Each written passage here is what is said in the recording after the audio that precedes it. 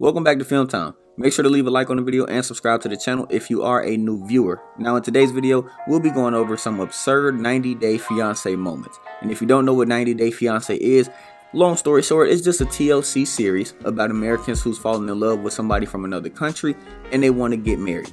They basically have the person travel to the United States on a K-1 visa and they only have 90 days to decide if they want to make it official or not before that person's visa expires.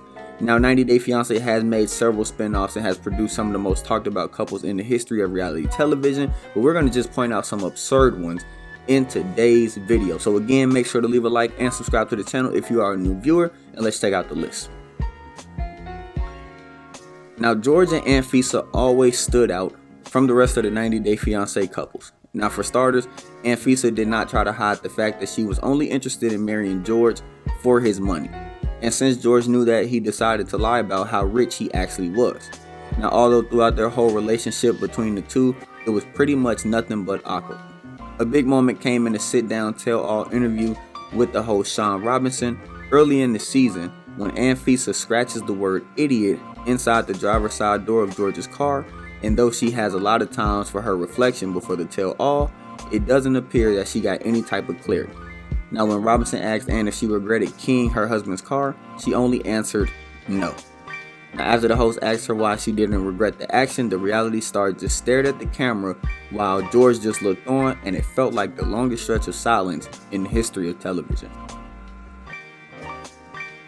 Now, this was a very odd couple from the start, and it kind of threw people for a loop. Mark was at age 58 out of Baltimore, Maryland, and Nikki was age 19 out of the Philippines. Now, like I said, their relationship was strange from the very beginning. This couple from season 3 had a huge age difference, with Mark being 58 and Nikki being 19. Now, given his age, Mark could have easily been labeled as Nikki's dad, and it seemed as though he treated her more like his daughter than a fiance. They definitely made the viewers feel weird with their love affair pretty much all the time. Now, when Mark brought Nikki a new Camaro to help with her homesickness, his sweet gestures gift turned into an absurd moment. Before Nikki even had 30 seconds to enjoy the gift, Mark let her know that this car is the exact make and model of the car that his ex-wife used to drive.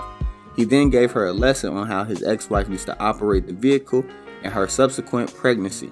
But things got weird as soon as he picked Nikki up from the airport while driving home, and Nikki only stared out the window and eventually touched it, which immediately prompted a reaction from Mark saying that she didn't like the window touched because it'll leave marks. And that same rule was applied to his children. Now, in season 4 of 90 Day Fiancé, on an episode introduced to the fans, Chantel and her Dominican fiance Pedro, though the two were actually in love, their families always clashed on the show, which caused a lot of stress for the young couple. Things did not shape up either, as the feud only got worse when the couple returned from 90 Day Fiancé happily ever after. The couple traveled to Dominican Republic for a second wedding, and during the family dinner, Chantel's family noticed that Pedro's mother and sister had served them some type of food that was pretty strange to them.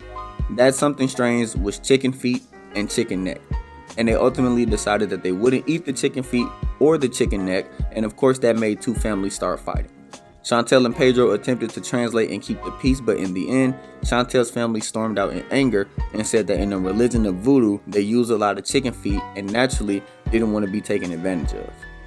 And that's how we'll wrap up today's video on absurd 90 Day Fiancé moments. We hope you enjoyed it. Again, make sure to leave a like on the video, subscribe to the channel if you are a new viewer, comment down below and let us know when you do so, and we hope to see you in our future videos.